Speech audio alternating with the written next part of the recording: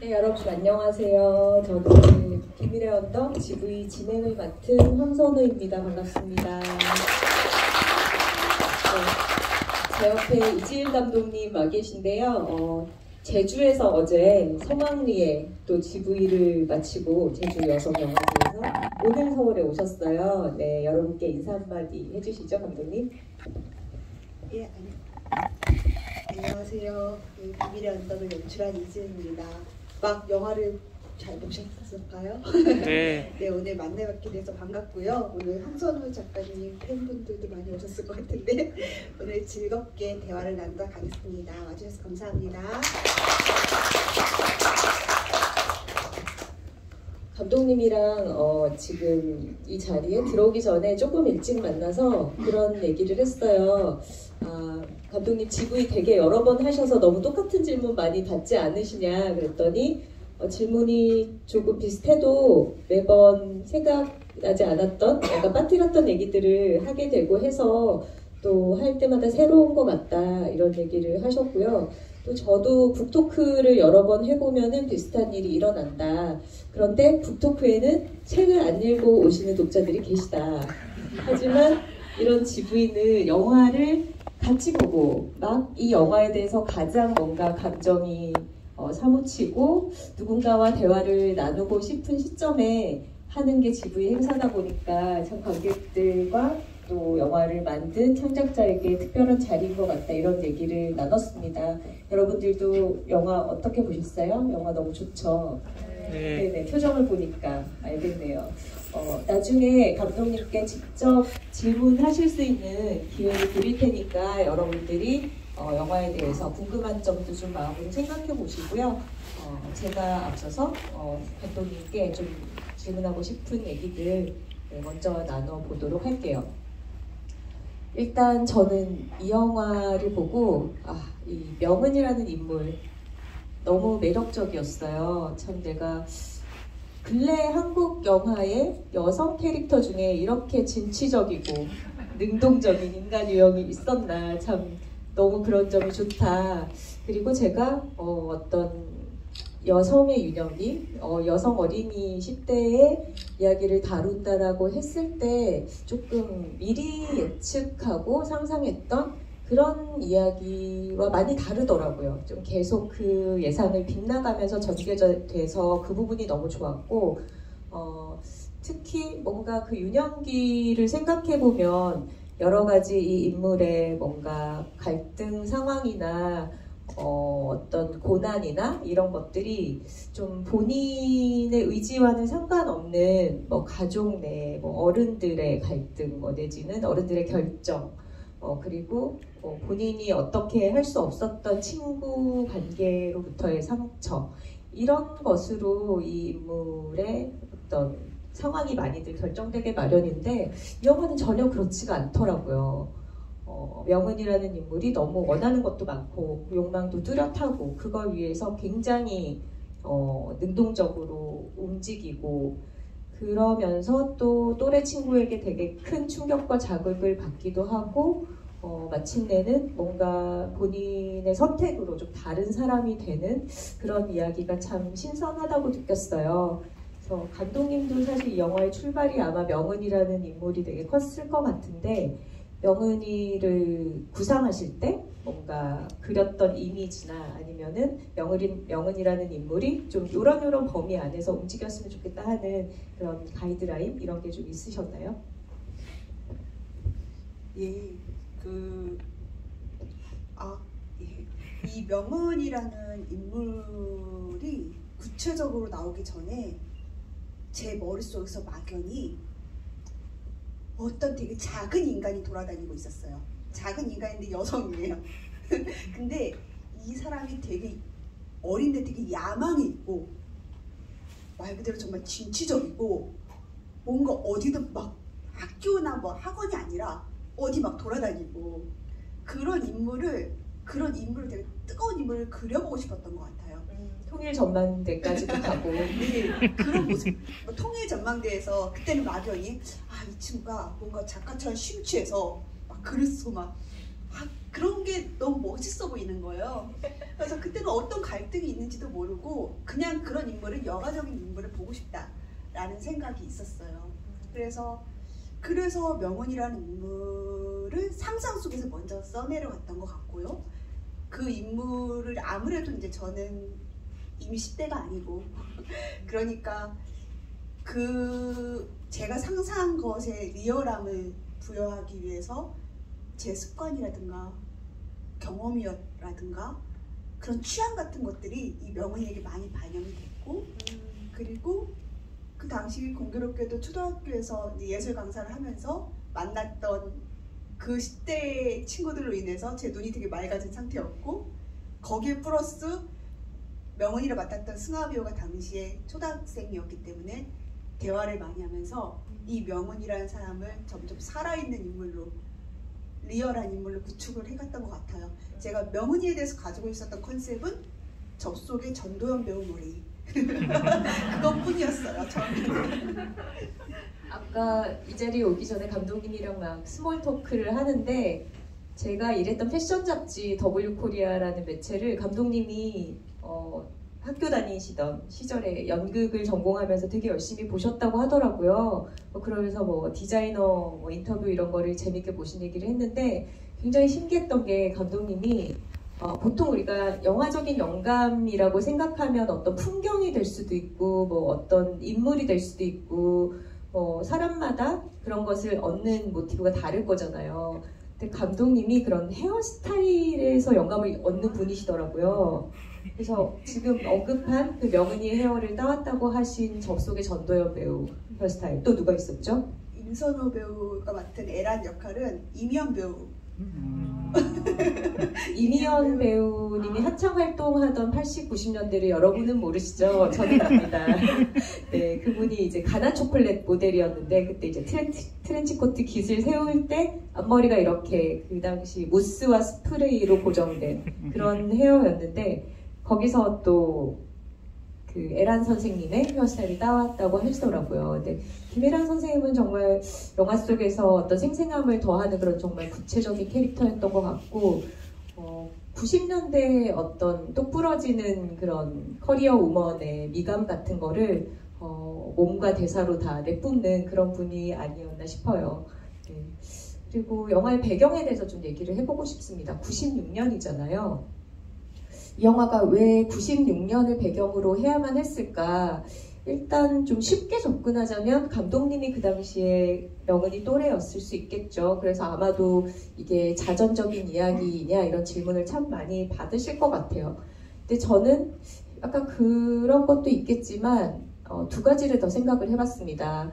일단 지금 요즘의 초등학생들 그때 이 얘기가 또 굉장히 현대적이기도 하잖아요. 그쵸? 이게 막 오래된 얘기라기보다는 되게 컨템포러리하다 이런 느낌이 드는 이야기인데 그럼에도 불구하고 이 설정으로 이야기를 끌어가기 위해서는 조금은 야만적인 시대가 필요하지 않았나? 그런 생각은 들었어요. 그러니까 요즘의 초등학생들도 제가 잘은 모르지만 뭔가 가정 환경, 부모님의 직업 내지는 집안의 경제력, 무슨 아파트 몇 평에 살고 이런 거를 굉장히 노골적으로 그분들 사이에 공유한다고 듣기는 했어요. 하지만 어쨌거나 선생님이 학생에게 뭔가 그런 가정 환경을 조사할 때는 조금 더 학생들의 좀 비밀이 보장되고 좀 인권이 지켜지는 그런 교육 환경은 된 것 같고 아마도 96년의 초등학생들에게는 그게 더 지켜지지 않는 환경 속에서 이 아이가 받는 상처 같은 게 필요했겠죠. 이야기를 끌어나가기 위해서. 그리고 또 하나 제가 96년이어야 하지 않았을까 생각했던 이유는 원고지입니다. 요즘에 글쓰기를 뭔가 학교에 과제를 제출한다면 프린트를 해서 제출할 수도 있겠죠. 제가 요즘 초등학교를 너무 모른다는 거를 지부를 진행하면서 알게 되네요. 네, 저는 결혼을 하지 않았고 아이가 없기 때문에 제 친구들의 자녀를 보면서 그냥 짐작할 뿐인데 아마도 문승아 배우도 원고지라는 거를 한 번도 써보지 않은 세대일 것 같아요.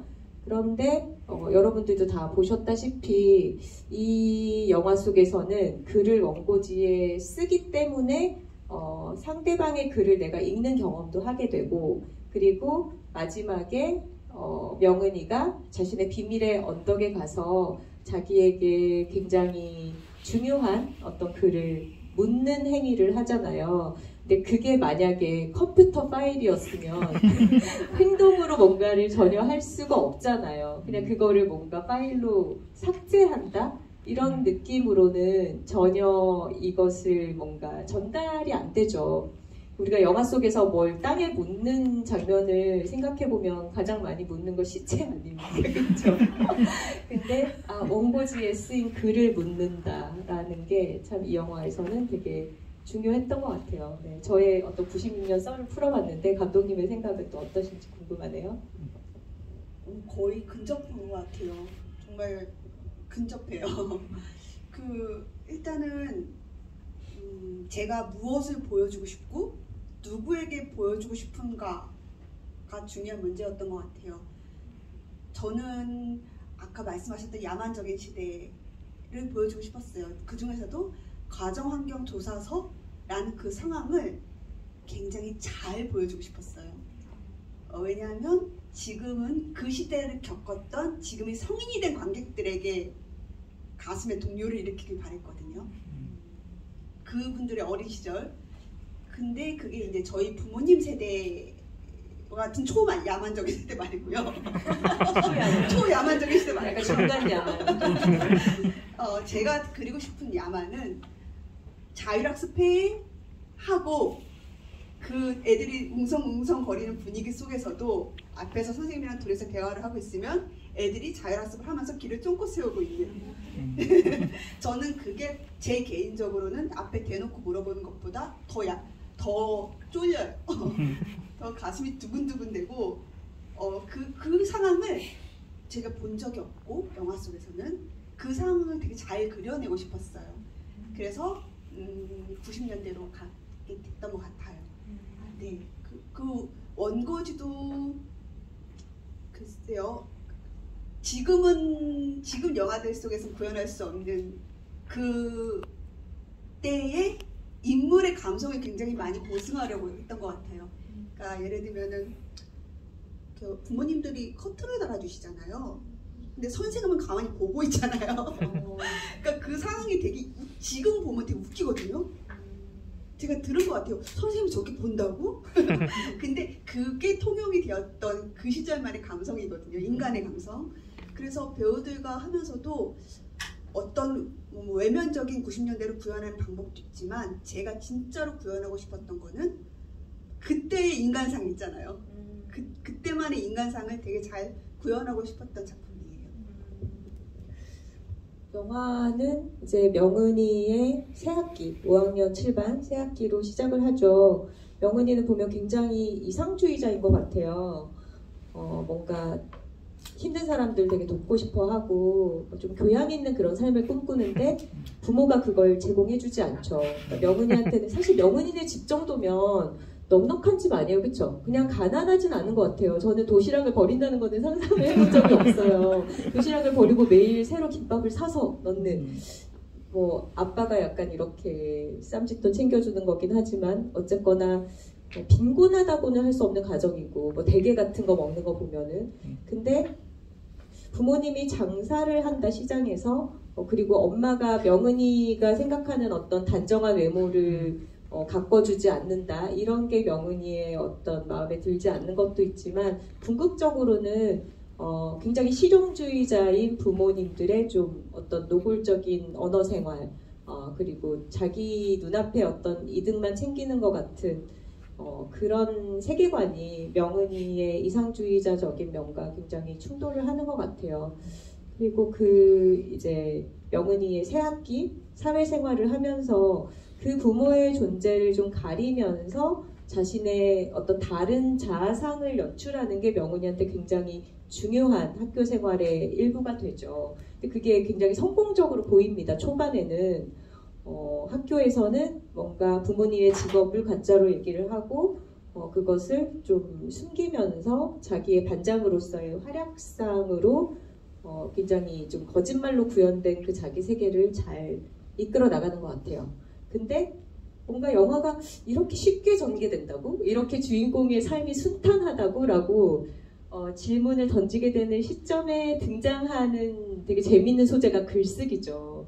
이제 명은이가 반장하는 게 너무 힘들다라고 선생님한테 울먹이면서 토로했을 때 선생님이 부모님이 학교에 오는 건 중요하지 않다. 너랑 내가 같이 학급을 이끌어 가는 거다 하면서 명은이한테 글을 써보지 않겠니? 이런 걸 권유를 합니다. 근데 굉장히 재밌었던 게 명은이가 자신의 어떤 이상적인 자아상을 구현하기 위해서 거짓말로 자기 자신에 대해서 꾸며내는 그 과정이 어떻게 보면은 글을 쓰는 사람들이 글에서 자기 자신의 자아를 글 쓰는 자아를 상정하고 그것을 표현하는 그것과 굉장히 겹쳐 있는 것 같아요. 그래서 말하자면 명은이의 자기 자신에 대한 그런 꾸미기가 1차가 학급에서 일어나는 그런 반장 생활이었다면 이제 2차로 글쓰기를 하면서 그 과정이 다시 한번 펼쳐지는 거죠. 저는 진짜 너무 리얼하다고 생각했던 게 극 중에서 이 학생들이 쓰는 글들 여러분들 귀 기울여서 들으셨나요? 낭독이 되기도 하고 또 낭독되지 않고 그냥 원고지나 그 성원시의 신문에 실려서 글로만 나오는 부분도 있는데 저는 2차 관람을 하면서는 그 글로만 지나갔던 부분들도 좀 꼼꼼하게 볼 수가 있었어요. 근데 이게 정말 초등학교 5학년에 잘 쓴 글, 딱 그런 레벨이더라고요. 그러면서도 이 명은이가 쓴 글이 어떤 공식 안에 갇혀 있는 그런 정도라면 이제 명은이 인생에 나타난 어떤 새로운 풀걸, 혜진이와 하얀이 그 두 사람이 쓴 글을 보면은 이건 아이의 글이지만 너무 다르다라는 게 또 느껴지죠. 하지만 또 어른이 쓴 것 같지는 않은 그런 면이 또 있단 말이에요. 이 절묘한 창작을 감독님이 말하자면은 이 영화 비밀의 언덕의 시나리오라는 창작을 하는 와중에 이 또 부분적인 창작을 하신 건데 어떻게 이렇게 초등학생 페르소나를 가져와서 글쓰기를 또 잘 하셨을까 그 과정이 너무 놀랍고 궁금했어요. 이 글을 정말 잘 보여줘야겠다고 생각을 했어요. 그러니까 예를 들면 피아노를 소재로 다룬 영화는 정말 피아노를 정말 진검승부로 보여주잖아요. 이거는 글을 다룬 영화인데 제가 글을 피해갈 수는 없을 것 같았어요. 그래서 이 두 형태의 글을 굉장히 고심하면서 썼어요. 근데 그거를 다 감독님이 쓰셨나요? 네. 어머. 그렇게 할 수 있었던 건 저도 어렸을 때 글짓기 퀴즈였어요. 그러니까 어떤 글짓기 소재만 나오면 일단 도서관에 가서 여기 명은이가 보는 사전 있잖아요. 그게 제가 초등학교 때 썼던 사전이에요. 그걸 버리지 않고 갖고 계세요? 네. 오. 저는 글 쓸 때 항상 그 사전을 살피면서 썼거든요. 어떻게 하면 어려운 단어 찾지? 일단은 근데 저는 그때 명은이의 글에 더 가까웠어요. 그래서 항상 최고의 상은 받지 못했거든요. 항상 남북한 글짓기 써도 항상 명은이 수준. 그래서 장려상을 제일 많이 받았고 장려상 우수상에 머물러 있었고 그래서 저는 궁금했어요. 대상 받는 사람들은 도대체 어떤 글을 쓰는 거지? 그래서 제가 봤는데 수상작들 모음 있잖아요. 아우라가 달랐어요. 아우라가 굉장한 고수의 경지, 소설가의 경지였어요. 이미 그때부터요. 그래서 첫 문장부터가 달라요. 그러니까 제가 저희 고만고만 초등학생이 쓰는 문장과 그 인문학적인 소양과 어릴 적부터 이 책을 읽어온 그 소양이 달라요. 그래서 그 당시 참 그거를 오묘한 마음으로 봤던 것 같아요. 그래서 그 관찰했던 글이 혜진이의 글에 투영되었고요. 혜진이는 어떤 경지에 있는 거냐면 혜진이는 의외로 되게 현실적이게 리얼하게 글을 쓸 것 같지만 잘 보시면 첫 문장이 소설로 시작돼요. 사랑의 형태, 어떤 노파를 만났어요. 어떤 자매가 어떤 노파를 만났는데 그 노파에게 사랑의 형태에 대해서 듣거든요. 그러니까 그 자매는 자신의 논픽션을 굉장하게 다르게 쓸 수 있는 경지에 있는 사람이고 명은이는 이제 글을 썼기 때문에 그런 수준이거든요. 그래서 그때 제가 느꼈던 글쓰기 방법들이 이 자매를 통해서 드러났던 것 같아요. 와, 약간 소름 끼치는 게 저랑 감독님이랑 우리는 동료였네요. 저도 항상 글짓기를 학교에서 하지만 상은 받아도 대상까지 못 받고 늘 대상 받는 애들은 너무 다르구나 하는 거를 진짜 초등학교 때부터 대학교 때까지 늘 느끼면서 살았거든요. 그리고 지금까지도 뭔가 써야 될 글이 있으면 일단 자료부터 이만큼 쌓아놓고 시작을 해요. 뭔가 그러면 좀 안심이 되잖아요. 근데 명은이도 그런, 말하자면 진짜 범생이죠. 재능을 타고 나서 너무 쉽게 뭔가를 이루는 게 아니라 저는 너무 짠했던 장면이 명은이가 자기 굳은 살 보라고. 근데 혜진이 하연이는 굳은 살 없잖아요. 그리고 글짓기 1시간 준비 안 해 이렇게 말을 하고 나는 며칠씩 통일 전망대까지 가야지 뭔가를 붙들 수가 있는데, 근데 그렇게 뭔가 쉽게 되는 것 같은 사람들, 타고난 것 같은 사람들, 심지어 즐기는 것 같은 사람들을 만났을 때 좌절감을 느끼지만, 하지만 또 명은이가 사랑스러운 점은 자신이 그렇게 노력하는 사람이라는 것에 대한 긍지가 있잖아요. 그쵸? 아프진 않아, 그냥 조금 불편할 뿐이야 이랬나? 그런 점이 굉장히 이 사람을 사랑스럽게 만든다고 생각을 했어요. 하지만 분명히 어떤 명은이가 가지는 한계가 있죠. 저는 이제 그 영화 전체에서 명은이의 글쓰기를 보면서 정말 초등학교 때 상을 받는 글쓰기라는 것이 전형이다. 일단 수미상관은 선생님들이 좋아합니다. 시작한 대로 끝나는 거, 이제 가족의 생일을 생일 축하합니다, 생일 축하합니다로 시작해서 그렇게 끝내는 거. 그리고 뭔가 자연이나 사물 같은 거를 이제 생명체에 빗대서 화류법이라고 하죠. 이 하늘에 뭔가 목소리가 들려온다, 막 이런 거, 그런 거 굉장히 상받기 좋은 그런 글쓰기 방식이죠. 근데 이 혜진이라는 존재를 보면 뭔가 한 차원 좀 뛰어넘어 있어요. 그쵸? 감독님도 정말 그런 관찰을 통해서 그거를 구현을 하셨다니 너무 대단한데, 정말 타고난 것 같고, 그리고 말하자면 자신의 사적인 이야기를 수치스럽다라고 생각해서 명은이는 자기 가족 이야기를 계속 숨기고 있는데, 어찌 보면 훨씬 더 크나큰 치부를 드러냄으로써 아무렇지 않게 굉장히 글에서 비범함을 획득을 해버리죠. 근데 또 재밌는 거는 감독님 얘기처럼 그냥 되게 수위가 높은 솔직함을 드러낸다라는 것을 넘어서서 픽션을 구현한다라는 거.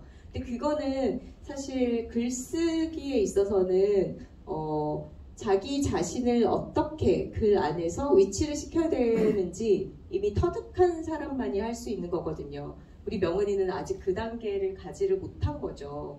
명은이의 글쓰기를 보면 초반에는 이건 선생님을 향한 글쓰기예요. 그쵸? 선생님이 일단 대회에 제출을 해봐라라고 권유를 했고, 선생님이 좋아해서 점수를 잘 받을 만한 그런 글을 씁니다. 근데 그것만으로도 대단하죠. 이제 그러다가 명은이가 선생님이 아니라 다른 독자들의 반응을 체감하게 되는 계기가 있었죠. 그 평화 글짓기 대회에서 수상하고 나서 학생들 앞에서 이제 글을 낭독하는데 자기 글이 너무 노잼이라서 나가버리게 돼서 애들이 아무도 주의를 기울이지 않고, 하지만 그 위에 혜진이의 글을 읽었을 때는 모두가 굉장히 귀를 쫑긋하고 기울인다는 거. 아마 그때 1차적으로 명은이의 글쓰기의 세계는 확장이 한번 됐을 것 같아요. 그러고 나서 이제 두 번째 확장의 계기는 아마도 가족에 대한 글쓰기를 할 때 자기가 원래 해오던 그런 스타일의 공식에 맞춘 그런 정답에 근접한 글을 한 편을 쓰고 나서 얘네처럼 글 쓰는 건 어떤 걸까? 나도 솔직한 글을 써볼 수 있을까? 라면서 할머니에게 썼던 편지. 근데 그 글은 상을 향한 글은 아니었던 것 같아요. 대상을 받았지만 이제 반려를 하기도 했고, 아마도 그 글은 정말로 명은이가 자기 자신을 위해서 쓴 첫 번째 글이 아니었을까? 그래서 상을 받는 것이 소용이 없고 별로 상관이 없고 이 글을 썼다라는 게 의미가 있는, 누구에게 공개하고 싶지 않은 그렇게 명은이의 글쓰기의 세계가 조금씩 확장되는 과정을 본 것 같았습니다. 감독님께 드리고 싶은 질문은, 사실 저는 모르겠어요. 요즘의 초등학교는 어떤 식으로 그렇게 글이 제출되는지는 모르겠지만 이 글이라는 장르 자체가 집단 창작에 적합한 매체인가, 이것에 대한 의구심이 들어요. 예를 들어서 영화라면은 뭐 코엔 형제가 같이 영화를 만들고, 워쇼스키 이제 자매 이런 분들이 계신데 한 편의 글을 두 작가가 같이 쓴다라는 거. 저도 공동 저서는 있기는 하지만 그 경우에는 두 작가가 한 편씩 글을 번갈아서 쓴 거를 넣거나 편지를 주고받거나 이런 식이었는데 혜진이와 하얀이는 같이 창작을 하는 걸로 설정이 되어 있잖아요. 근데 어떻게 보면 둘의 좀 특수한 관계성이 있고 그런 경험을 글에 쓰더라도 둘 중에 한 명이 그거를 글로 써서 상을 받고 명은이에게 어떤 긴장감을 던지는 그런 식으로 이야기가 전개될 수도 있는데 왜 둘이 같이 쓴다고 설정을 하신 이유가 있었나요?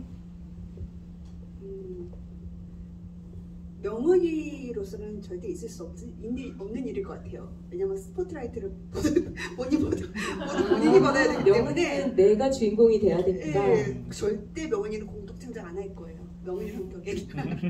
근데 저는 늘 궁금했어요. 같이 영화를 만드시는 분들도 있잖아요. 되게 신비로웠어요. 저분들은 어떻게 같이 창작을 하시지? 그래서 뭐라고 할까? 일단 그런 분들에 대한 신비로움을 가지고 있었어요. 그래서 이 자매가 왔을 때 되게 신비롭길 바랬어요.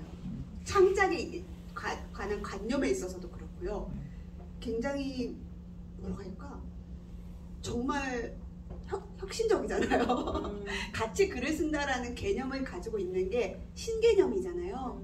그래서 그리고 그렇게 치면은 그럼 혜진이는 그런 욕심이 없는 건가? 그걸 통달한 건가? 그런 걸로 하여금 명은이로 하여금 좀 새롭게 좀 생각을 해보게 하고 싶기도 했어요. 왜냐면 명은이는 독주하는 스타일이니까요. 그래서 첫 번째로는 신비로움을 위해서 그랬고요. 두 번째로는 자매는 그렇게 서로를 이 글로써도 서로를 굉장히 많이 공유하고 있구나 라는 걸 보여주기 위해서 같이 공동 창작을 하게 됐습니다.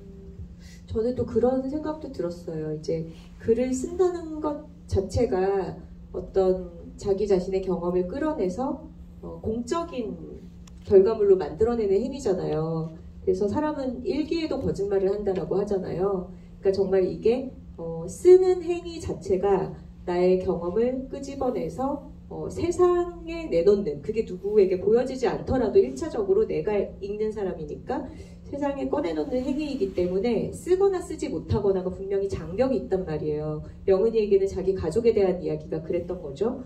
근데 이 혜진이와 하얀이는 일단 다른 사람들에게는 어떤 비난을 받거나 손가락질을 당해도 둘 사이에는 굉장히 안전하다는 그런 감각이 공유되고 있어요. 이 둘의 성장 환경 때문에. 그리고 다른 친구들은 따돌려도 너와 내가 친구니까, 우리 둘이 친구니까 괜찮아지는 부분이 분명히 있단 말이에요.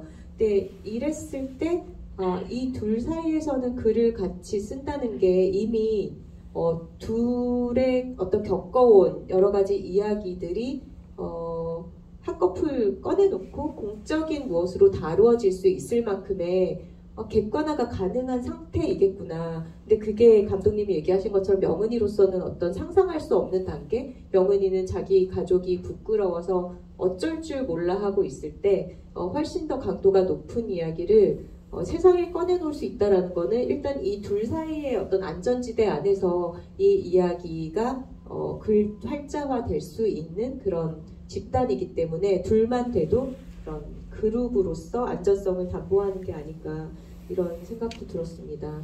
혜진이라는 그 인물도 너무 대단하죠. 일단 자기소개 해보라고 할 때 교장 선생님 앞에서도 그런 거 별로 필요 없더라고요. 이렇게 말할 줄 알고 쪽지를 하트로 접는, 어릴 때는 그런 거 너무 대단해 보이지 않나요? 하트로 쪽지를 접고. 참 그 인물이 얼마나 명은이에게 큰 충격이자 넘고 싶은 벽이었을까 이런 생각이 들었어요. 그러면서도 저는 그게 또 궁금했어요. 말하자면 명은이는 이제 혜진이를 볼 때 굉장한 질투심과 더불어서 너무 대단한 걸 해내는 얘에 대해서 동경이 있었을 거고 친해지고 싶은 마음이 자연스러웠을 것 같아요. 그런데 혜진이 입장에서는 사실 명은이랑 그다지 친할 이유가 없는 것 같거든요. 게다가 혜진이는 명은이가 자기의 쪽지들을 다 감추고 이거를 되게 정당하게 다뤄주지 않았다라는 그런 거를 알고 있단 말이에요. 근데 그럼에도 불구하고 그리고 자기 글을 훔쳐보는 상황에서 그거를 이제 들통나기까지 했는데 왜 명은이에게 먼저 다가가서 말을 걸고 명은이와 친해지려고 했을까요? 혜진이의 마음은 뭐였을까요? 혜진이도 명은이었던 시절이 있었을 것 같아요. 근데 지금 혜진이는 많은 산전수전을 겪어서 사실은 손바닥 안에 명은이가 있는 거죠. 저 친구 지금 친구들이랑 싸워가지고 따돌림 당하고 있구나. 보이는 거예요. 그리고 제가 저거 쪽지 왜 숨겼는지 그 심리도 알고요. 네. 왜냐면 본인이 명은이가 학교에 딱 와보니까 얘가 인사를 하라고 하는데 되게 으쓱하게 인사도 하잖아요. 전학생 왔다고. 사실 그 수가 다 보이는 거예요. 혜진이 입장에서는 명은이는 절대 혜진이가 자기 못 본다고 생각하지만 그리고 그래서 혜진이는 명은이한테 명은이의 세계는 돈가스 그 떡볶이집이 전부였을 텐데 이런 경양식집에 들어가면서 건대도 하면서 네, 이런 데 한번 와봐야지. 그래서 그 새로운 세계를 알려주면서 본인 스스로가 되게 심취되어 있다고 해야 될까요? 본인이 멋있다고 생각했을 것 같아요, 속으로. 이런 데도 알려주고 뭐 이렇게 하는 거야, 뭐 놀이동산을 가는 거야. 그러니까 그러면서 알려주는데 그래서 사실은 노하우도 알려줬을 것 같아요. 왜냐면 자기의 태생의 이야기는 사실 명은이가 아무리 노력해도 할 수 없는 환경이라서 편하게 얘기해줬을 것 같은데 명은이가 그거를 넘어와서 대상을 받은 순간 혜진이가 자기 마음을 주체할 수가 없는 거죠. 본인도 몰랐죠. 왜냐하면 본인이 항상 1인자였으니까. 근데 막상 또 1인자에서 밀려난 순간 제가 그 모습을 포착했는데 자기도 어쩔 수 없는 쿨하지 못한 모습을 보여주게 된 거죠. 그런 설계를 했던 것 같아요. 너무 장녀상일 때는 내가 관대하게 놀아줄 수 있지만 내 위에 대상인 거 용납 못해. 그러면서 우정이 깨지는군요. 와. 세상에 진짜 쿨한 사람은 없다. 근데 또 재밌는 게 보면은 명은이는 타인을 굉장히 신경 쓰는 성격이잖아요. 근데 재밌는 게 본인이 원하는 것을 추구할 때는 되게 거침이 없어요. 그런데 뭔가 다른 사람이 개입되면 되게 망설이거든요. 그러니까 그걸 처음에 이제 얘의 성격을 보여주는 시퀀스가 선생님 선물 포장하는 그 에피소드였던 것 같아요. 금색이냐 핑크냐를 놓고 한참 고민하다가 다시 돌아가잖아요. 선생님이 뭘 좋아할지 신경 쓰는. 근데 그런 것들이 되게 명은이라는 사람을 보여주는 것 같고 보면은 항상 뭔가 글을 쓸 때도 외부 세계의 것들, 뭐 참고 자료의 책이라든가 아니면 뭐 삼촌이 하는 말이라든가 아니면 통일전망대에 가서 거기에서 취재했던 내용이라든가 좀 그런 것에 기대서 글에 그런 요소들을 다 넣어서 쓰잖아요. 그게 굉장히 좀 타인을 신경 쓰는 성격을 반영한다고 생각이 드는데 저도 처음 봤을 때는 발견을 못했다가 2차 관람을 했을 때 눈에 띄었던 부분이 명은이가 이제 마지막에 할머니에게 쓴 편지. 그 글은 처음 영화를 봤을 때는 명은이도 이제 자기 자신의 뭔가를 벽을 깼구나, 넘어섰구나, 한 번은 써야 될 주제에 대해서 솔직하게 건드리는구나. 근데 그 솔직함이 자기 자신을 너무 압도해버려서 어쩔 줄을 모르게 되는구나 이렇게 생각을 했었는데 두 번째 영화를 보니까 명은이가 그 할머니에게 쓰는 편지를 쓰기 전에 혜진이 글을 본단 말이에요. 근데 그 혜진이의 글에 감독님이 아까 살짝 얘기한 것처럼 노파가 등장해서 사랑의 형태에 대해서 얘기를 해요. 사랑, 뭐 세모가 있고 네모가 있고 뭐 여러 가지 도형들의 형태가 다른데 부모가 자식에게 주는 사랑의 모양은 다 똑같을까? 이런 질문을 던진단 말이에요. 근데 생각해보면은 명은이가 쓰는 편지에 가족은 뭘까요? 저에게 가족은 물음표예요. 뭐 여러 가지 가족의 보기들이 있는데 그 중에 저희 가족은 없어요. 그리고 할머니. 저는 약간 그 유주얼 서스펙트처럼 막 그림이 맞춰지면서 명은이가 할머니에게 쓴 이 편지, 이 대상이 결국은 굉장히 혜진이 편지를 모방하고 있구나. 그러니까 모방까지 아니어도 여기서 여러 가지 키워드들을 자기가 자료도서 보거나 취재해서 글에 녹여내는 방식처럼 글을 썼네? 이게 두 번째는 보이더라고요. 그 의도를 하신 거 맞나요?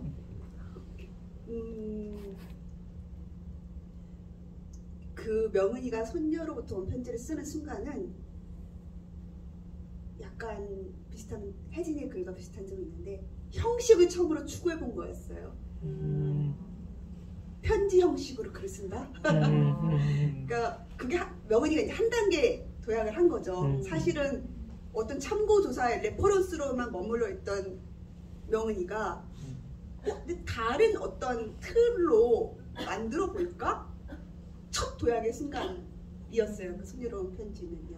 그 혜진이는 이미 그거를 많이 혜진이는 소설로도 해볼 수 있고 여러 가지 형태로 해볼 수 있는 유연함이 있지만 대화체도 도입해서 할머니가 하는 말도 노파가 하는 말도 자기 글에 넣고 네, 명은이는 그거와 유사하게 처음으로 다른 형태의 글로 내 마음을 녹여낸다면 어떨까라고 시도를 해봤던 거였어요. 또 궁금했던 점이 영화의 마지막에 명은이가 새로운 학년이 되죠. 그리고 처음 등장했을 때 왠지 불안불안했던 남자 선생님 테니스 라켓을 들면서 혹시 굉장히 폭력적인 부상은 아닐까 우리를 걱정시켰던 그 선생님이 의외로 너무 괜찮은 사람으로 밝혀지면서 나는 너네들의 가정 환경이 궁금하지 않아 뒷면에다 너에 대한 얘기를 써보려 너무 안심했잖아요. 그러면서 우리 명은이가 근데 명은이는 이미 그 전에 한 단계 성장해 있죠. 자기가 솔직하게 썼던 손녀로부터의 편지를 통해서 자기 가족의 얘기를 꺼내놓고 바라보고 그것을 또 묻으면서 거리를 두고 자기가 한 번은 썼어야 하는 이야기를 통해서 말하자면 어떤 성장을 이뤄냈단 말이에요. 그렇기 때문에 가정환경조사서에도 이제는 굉장히 당당하게 엄마 아빠의 직업을 사실은 자영업 정도로만 써도 되는데 너무 투머치 인포메이션 저가에 가기 이렇게 쓰는 정도로 어쨌거나 자기 자신과의 거리두기를 할 수 있게 된 거죠. 근데 재밌는 게 그 뒷면에다가 명은이가 막 신나게 이제 너에 대해서 써봐라고 했을 때 명은이 얼마나 할 말이 많아요. 자기에 대해서 선생님한테 막 자기를 보여주고 싶어 하는데 색깔 사인펜을 꺼낸단 말이에요. 그러니까 말하자면 선생님 저는 뭘 좋아하고요. 5학년 때 반장을 했고 이렇게 글을 쓰는 게 아니라 색깔 사인펜을 꺼내서 막 도형을 그리고 뭔가 굉장히 마인드맵 같은 걸 그리고 있어요. 그래서 저는 이거는 뭘까 또 명은이가 글이 아닌 다른 그림이나 도형을 통해서 자신을 표현한다는 게 또 재밌더라고요. 그 부분에 대해서 좀 감독님 생각을 듣고 싶어요. 그거는 글쎄 선생님 판을 깔아줬잖아요. 얼마나 신나서 제대로 쓰고 싶었으면 구획을 지어가면서 자기가 할 얘기를 구획을 지어가면서 그걸 색깔을 했을까. 저도 뭔가를 신나게 제대로 뭔가 하고 싶었을 때 제대로 플랜을 짜가지고 그냥 이렇게 걷는 게 아니라 너무 잘 하고 싶은 이 기회가 왔으니까요. 그래서 구획을 짰어요. 제가 얼마 전에 그걸 어떻게 했을까라고 시나리오를 다시 봤거든요.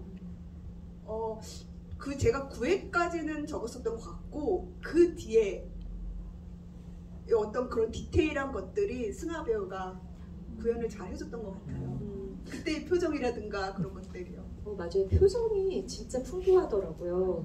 저는 막 그 신나서 그걸 써내려가는 마지막 신의 표정도 참 좋았고 그리고 그 비밀의 언덕에 자기 글을 묻으러가서 지는 석양을 보면서 앉아서 한번 한숨을 폭 쉬면서 뭔가 삼키잖아요. 그 얼굴이 진짜 너무 좋더라고요. 그래서 이 배우랑 일을 하는 감독님 참 재밌었겠다. 근데 어떻게 연기 디렉션 같은 거를 했을까 이런 것도 궁금했어요. 어린 배우와 일할 때 뭔가 다른 점이 있나요? 사실 다른 점이 없었어요. 왜냐면 승하 배우는 배우를 하려고 이 현장에 온 사람이기 때문에 누구보다도 진지하고 나는 이 현장에서 다른 연기를 보여줘야 되고 다른 창작을 해야 되는 어쨌든 창작자였기 때문에 그런 게 없었어요. 그거는 제가 명은이를 보는 관점이랑 좀 비슷할 수도 있을 것 같아요. 그래서 저는 시나리오를 쓸 때는 막연히 방금 말씀하셨던 그 언덕에 올랐을 때의 그 표정 그리고 글을 쓸 때 승하 배우가 다리를 꼭 이렇게 쓰잖아요. 그때의 표정 제가 그런 거를 통해서 되게 이걸 뭐라고 할까?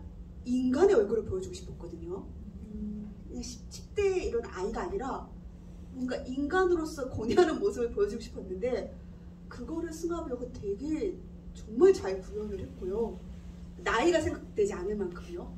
구현을 했고 저도 승화 배우가 현장에서 그러니까 1이라는 연기도 아니고 2라는 연기도 아닌 1.2, 1.3, 1.4 이런 식의 연기 디테일을 보여줄 수 있도록 현장을 굉장히 승화 배우가 마음껏 놀 수 있도록 그 분위기와 환경을 만드는데 오히려 신경을 많이 썼던 것 같아요. 앞으로가 또 굉장히 기대되는 배우였습니다. 네, 시간이 생각보다 훅 지나서 여러분들도 감독님께 궁금한 점이 있으실 것 같아서 한번 질문을 번쩍 드셨어요. 아주 빠르게. 네, 맨 앞줄에 계신 분이요.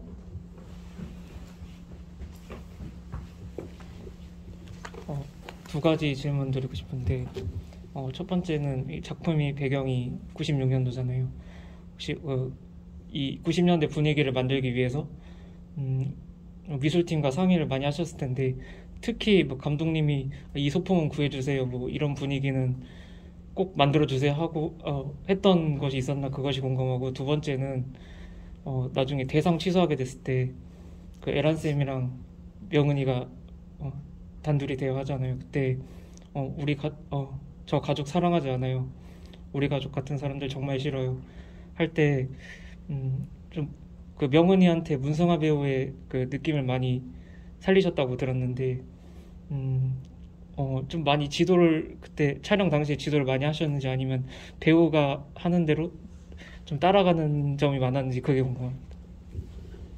일단 첫 번째 질문은 90년대 분위기를 살리기 위해서 미술팀에게 특별하게 주문하셨던 부분 그거 먼저 답해 주시겠어요? 저는 제일 많이 신경 썼던 거는요. 배우가 걸친 모든 것이었어요. 저희는 그 모든 세트를 구현할 수 있는 그 규모의 영화는 아니기 때문에 제가 취했던 것은 배우가 걸친 모든 것. 배우의 의상, 메이크업, 헤어스타일, 그리고 배우가 먹는 밥 이런 것들을 오히려 신경 썼어요. 그리고 배우가 가진 그 시대의 인물상 고증하는 거예요. 어떤 생각을 가지고 말을 하는가 그거에 오히려 신경을 많이 썼다고 볼 수 있을 것 같고요. 굉장히 스쳐 지나가는 인물이었지만 명은이가 가짜 아빠 인터뷰를 위해서 엘리베이터 회사에 갔을 때 새콤달콤 받으시는 여직원분 저 정말 너무 90년대 사람 같아요. 네. 맞아요.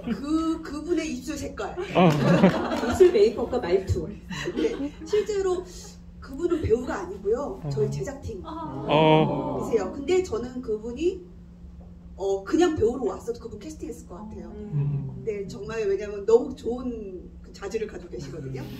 그랬고 두 번째 질문이 그 선생님이랑 실쟁이를 하면서 이제 그때 문승환 배우한테 가족 사랑하지 않아요 라고 하는 신에 대한 어떤 디렉션을 쓰셨는지.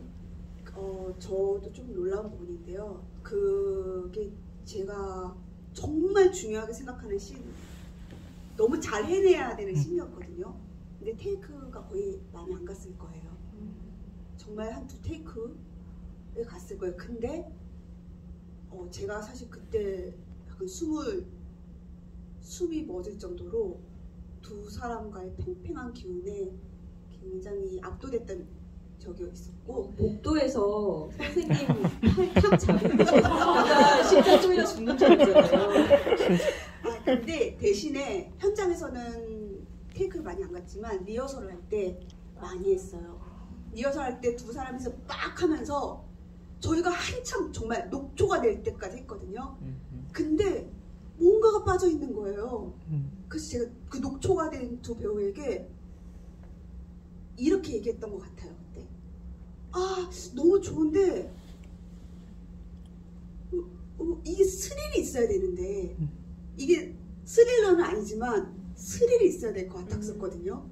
그래서 그 말이 그때 했어요. 근데 두 배우분이 그 녹초가 된 얼굴이었지만 제가 너무 깜짝 놀랐어요. 찾아야죠. 이거 찾아야죠. 그건 두 배우분이 그 정도의 엄청난 근성이 있으시거든요. 찾아야죠 했는데 현장에서 찾은 거죠. 그 팔 탁 잡으려고 할 때 뿌리치는 그 장면에 스릴이 있었습니다. 그렇죠? 네, 재밌는 질문이었습니다. 자, 다음 질문 또 맨 앞줄에 계신. 미루다가 오늘 보게 되는데 그리고 저는 5살 딸아이가 있는데 진짜 조마조마하면서 두근거리면서 봤습니다. 감사합니다. 제 질문은 그 명은이 엄마 옷에 젓갈을 닦는 장면이 어떻게 나왔는지 궁금하고 선생님이 왜 이렇게 지각을 하는지 궁금하고, 마지막 질문은 명은이에게 가짜 가족의 의미를 감독님한테 듣고 싶습니다. 일단은 제가 모든 인물 주조연뿐만 아니라 정말 지나가는 인물도 좀 입체감을 주고 싶었어요. 앞에서는 세상이 다 하면 하는 거지. 반장이 돼서 얼마나 자랑스러워. 밀어줘. 네, 왜 이러면서. 세상 평등한 아줌마처럼 보이지만 행동은 그렇지 않은 모습을 통해서 인물의 입체감을 주고 싶었고요. 사실 그 순간은 저는 그 순간 때문에 그 명은이와 엄마의 관계가 딱 보인다고 생각을 해요. 명은이는 보잖아요. 명은이는 그것도 볼 수 있는 사실 사람인 거죠. 그런 거를 좀 디테일을 줬고요. 그다음에 질문이 선생님 지각. 그거를 제가 웃기려고 한 건 아니었어요. 웃기려고 한 건 아니고 선생님의 나름대로 설득력이 있었어요. 선생님은 이제 막 3년차 된 사회인으로서 잠잘 때 내가 이 일을 하는 게 맞을까? 현타. 고민하면서 잠들었을 것이고 일어날 때 학교에 가야 되나? 그렇게 할 수 있는 건 선생님이 지각을 하는데도 풀 세팅을 하고 온단 말이죠. 그것은 제가 생각할 때는 속이 허한 사람들이 겉으로는 굉장히 화려하거든요. 선생님은 지금 뭔가 방황 중이고 뭔가를 찾고 있다. 네, 그렇기 때문에 마지막에 선생님이 성장하는 게 의미가 있을 것 같아요. 앞에서 그렇기 때문에 뭔가 조급하고 계속 네, 그런 모습을 두고 싶었고요. 네. 마지막으로는 가짜 가족. 외할아버지, 그러니까 피가 섞이지 않은 외할아버지와 삼촌과 같이 사는 그 가족을 말씀하시는 그냥 거죠? 전체적으로 가짜 가족의 의미. 그 자기가 만들어낸 허구의 가족. 그게 명은이가 진짜 가족에 대해서 사유를 하려면 가장 끝에까지 가고 싶었어요. 저는 그거를 가짜 승리라고 부르는데요. 명은이의 입장에서는 거짓말이 최고조죠. 정말 자기가 구현한 최고의 소설인데 그게 진짜 성장이었을까? 라는 거를 저희 영화 절반쯤에 보여주고 싶었어요. 그래서 가짜 가족을 만듦으로 해서 궁극적으로는 진짜 가족은 뭘까? 나에게 가족은 무엇일까? 다시 사유를 하게 하고 싶어서 나중에 정말 진짜 승리를 위해서 가짜 승리를 만들어 봤습니다. 근데 명은이만 거짓말을 하는 게 아니라 어른들도 다 거짓말을 한다는 게 또 이 영화에서 재밌죠. 특히 김혜란 쌤의 지각을 또 약간 쉴드를 쳐주는 교장 선생님의 거짓말. 아유 버스가 고장났다면서요. 근데 본인은 또 캐치를 못해. 약간 네? 캐치가 좀 없어, 그렇죠? 네. 아무튼 정말 조연들도 다 입체감이 있고 저는 어른들이 좀 약간 달고 달아서 나쁘게 그려질 수 있는 그런 어른들이 없고 또 약간 다 양면이 있고 해서 좋았어요. 그래서 사실은 그 혜진이와 하얀이의 글이 방송을 탔을 때 교장 선생님의 마음이 저는 또 너무 걸리더라고요. 사실 교장 선생님 상처받았잖아요. 그렇죠? 교장 선생님으로서는 이 아이들을 보호해주고 싶어서 자기 나름의 어떤 거짓말, 선의의 거짓말을 한 건데 그게 까발려졌을 때 자기는 굉장히 좀 답답하고 고루한 사람이 되어버리죠. 근데 그런 게 사실 명은이가 어쩌면 자기의 가족에 관련된 글을 공개를 했다면 자기 가족은 훨씬 더 심하게 받았을 타격을 좀 작게 보여주는 그런 장면이었고 어떻게 보면 솔직한 글이라는 게 과연 다 좋은 글인가? 이런 생각을 하게 하기도 했어요. 물론 혜진이와 하얀이의 글은 굉장히 완성도가 높은 뛰어난 글이기는 했지만 어떻게 보면은 위약적인 그런 페르소나를 과연 갖고 있지 않았나? 뭐 위선만큼 위약도 조금 눈에 띄면서 굉장히 매력적인 자아를 글 안에서 만들어낼 수 있는 그런 입장이라는 걸 이들은 이미 알고 기법으로 활용을 하고 있었다라는 생각도 들고 그래서 다양한 조연들이 그렇게 입체적으로 다뤄진 게 참 좋았습니다. 네, 또 한 분 정도만 더. 지금 너무 질문이 많이 나왔는데 어떡하지? 여기 가방 네 여자분 한 번. 명은이 오빠가 좀 특이했는데 오빠가 한 행동이랑 말은 몇 년 차로 나왔잖아요. 6학년. 한 중고등학생 나왔거든요. 꼭 그렇게 같은 학교에서 연년생으로 이렇게 하신 의도가 있으신가요? 민규 명은이 오빠가 굉장히 성숙해서 중학생 정도로 보이는데 연년생으로 설정을 하신 이유? 일단 명은이가 폭주를 하잖아요. 저는 명은이가 어리고 폭주를 할 수 있는데 그 중간중간에 명은아 이래도 되는 거야? 이거 맞아? 라고 해줄 수 있는 사람들이 필요했어요. 그걸 명은이가 그때는 깨닫지 못해도 그렇게 가끔씩은 탁 얘기해 줄 수 있는 사람들을 심고 싶었거든요. 명은이랑 오빠는 사실 어찌 보면 같은 환경이에요. 근데 태도가 다르죠. 명은이랑 혜진도 비슷할 수 있지만 태도가 다르잖아요. 그런 태도가 다른 인물, 명은아 그 태도 맞는 거야? 아닌 거야? 라고 해줄 수 있는 인물이 필요했고, 그렇다면 중학생이 아니라 명은이랑 같이 학교를 다녀서 명은이를 감시할 수 있는, 저희 때도 보잖아요. 분명히 가은은 거짓말하고 있는데 보잖아요. 그럴 수 있는 인물이 필요했기 때문에 오빠는 같은 연년생으로 하게 됐습니다. 근데 저는 명은이 같은 성격의 그 폭주를 가로막을 때 과연 이게 멈춰지는가, 제동이 아니라 오히려 불에 기름을 끼얹는 결과가 아닌가 싶고, 저는 삼촌의 존재가 참 고맙더라고요. 왜냐하면 명은이의 세계관에 가장 잘 맞춰주는 사람, 어떻게 보면 가족 안에서 명은이를 가장 말로써가 아니라 그냥 행동으로 얘를 이해하고 받아들여주는, 근데 그런 사람이 정말 피 한 방울 섞이지 않은 그냥 외할아버지 외할머니의 재혼으로 만들어진 삼촌이라는 것도 참 좋았어요. 명은이가 원하면 거짓말이라도 학교에 정장을 입고 와주고 낡은 서류 가방에 먼지를 털고 와주는, 명은이가 중요하다고 생각하니까. 근데 그런 사람이 있을 때 더 오히려 명은이가 폭주를 좀 더 속도를 줄일 수 있는 게 아닌가, 이런 생각도 들었습니다. 네, 마지막 한 분. 꼭 이거 질문 안 하면 나는 후회된다. 저기 손을 번쩍 드셨어요. 네. 먼저 질문에 앞서서 저도 명은이 같은 경험이 있어가지고 정말 공감하면서 감명 깊게 봤고요. 제 질문은 그 명은이가 시상식에 다녀와서 되게 오랜만에 집에 왔는데, 오랜만에 온 명은이에게 엄마 아빠 모두 어떻게 지냈냐는 질문 대신에 이번에는 왜 대상이 아닌 입선인지 묻지 않고 전에 하지 않았던 칭찬을 건네주고, 어머니도 모자 아래로 이제 지그시 웃어주면서 이제 손님에게 더 잘해주는 그런 모습을 봤는데요. 근데 이제 영화의 끝에 명은이 성장한 모습을 보인 만큼 그 아까 말씀드린 장면에서 이제 부모님도 명은이를 대한 태도가 조금 이제 개선되고 바꾸려고 하는 게 보였다고 생각을 하는데요. 그럼 감독님께서는 이제 명은의 부모는 이번 일을 통해서 어떤 모습으로 변해갔을지 그런 궁금증이 있어서 질문 드리고 싶습니다.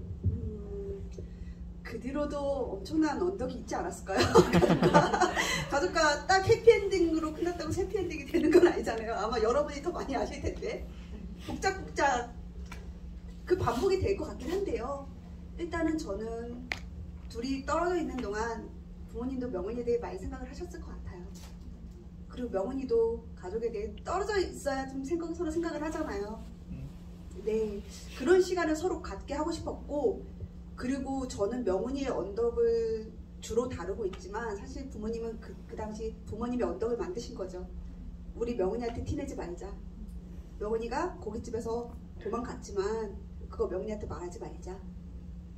그렇게 자신들만의 언덕으로 묻으면서 아마 서로 앞으로도 각자 언덕을 서로 만들면서 살아가지 않을까 싶습니다. 저는 그 장면 보면서 글쓰기에도 좀 거리 두기가 필요한 것처럼 가족 관계에도 건강한 거리가 좀 필요하다는 것을 말하는 게 아닌가 싶었어요. 애가 좀 집을 나가서 떠나 있으니까 조심을 해주는 거나 애한테, 그쵸? 상의 종류를 막 뭐라고 하고 좀 함부로 대하던 부모도 얘를 조금 어려워하는구나. 근데 그게 또 부모로서의 성장일 수도 있겠죠. 네. 그리고 저는 명은이가 앞으로 어떤 글을 쓸지 굉장히 궁금해지더라고요. 근데 글을 계속 쓰지 않고 다른 식의 창작 활동을 할 수도 있지 않을까? 저는 그 마지막 가정환경조사서 뒷면에 그림 같은 걸 그리길래 얘가 그림 작가가 되려나? 뭐 이런 생각을 하기도 했는데, 근데 어쨌거나 자기가 정말 한 번은 꺼내서 직면해야 되는 주제에 대해서 자기 자신도 놀라서 약간 감당이 안 될 정도로 써본 그 경험이 명은이의 글을 앞으로 변화시키지 않았을까. 그리고 어찌 보면 사실 모든 글이 솔직한 글이 꼭 좋은 글은 아니잖아요. 그 박연준 시인의 쓰는 기분이라는 책에 보면은 솔직함은 재능의 일부다 이런 얘기가 있는데 그 말이 정말 맞죠. 재능의 전부가 절대 아니죠. 그래서 명은이는 어찌 보면은 굉장히 주제와 자기 자신의 사적인 자아 사이의 거리를 잘 유지하면서 말하자면 기자 같은 네, 뭐 좋은 에디터가 될 수도 있고, 뭐 기자 같은 글쓰기를 할 수도 있고, 좀 다양한 방식으로 그걸 글에서 보여주는 자기를 컨트롤하면서 자라나지 않았을까 이런 상상을 해보면서 영화를 봤습니다. 여러분들 시간이 좀 짧아서 아쉽지만 벌써 이제 1시간이 지나서 오늘 지부인은 이 정도로 마무리하려고 하고요. 영화를 좋게 보셨다면 아시죠? N차 관람 그리고 주변에 입소문 많이 내서 이렇게 진짜 정말 너무 놀라운 데뷔작 아닌가요? 저는 첫 영화라고 해서 너무 깜짝 놀랐거든요. 정말 하고자 하는 이야기가 뚜렷하고 스타일도 분명하고 매력적인 이런 영화를 극장에서 많은 관객들과 만날 수 있는 그런 기회를 여러분들이 좀 더 알려주셨으면 좋겠습니다. 네, 오늘 감독님 마지막 인사 말씀 드릴게요. 여러분이 영화 보시면서 아마 어릴 적 자신과 그리고 지금 성인이 된 자신이 이 두 안에서 엄청난 충돌을 가지셨을 것 같아요. 근데 그게 지금 성인이 된 관객들 많이 느낄 수 있는 특권이기도 하거든요. 그래서 나는 어떻게 성장해 왔지? 그리고 난 누구로 인해 성장해 왔을까? 그리고 나는 어떤 어른이 되고 명은이 또래의 사람을 어떻게 바라볼 것인가? 되게 많은 생각을 해보실 수 있을 것 같아요. 그래서 굉장히 많이 수다를 떠셨으면 좋겠고요. 이 영화를 마음껏 수다를 떠셨으면 좋겠고 일상을 살아가시다가 한 번쯤 역에 나오는 인물들을 떠올리셨으면 좋겠습니다. 오늘 작가님으로 인해서 저도 생각하지 못했던 얘기들을 되게 많이 꺼낸 것 같아요. 오늘 여러분도 즐거우셨으면 좋겠네요. 오늘 대화 너무 즐거웠습니다. 감사합니다. 감사합니다. 조심히 들어가세요.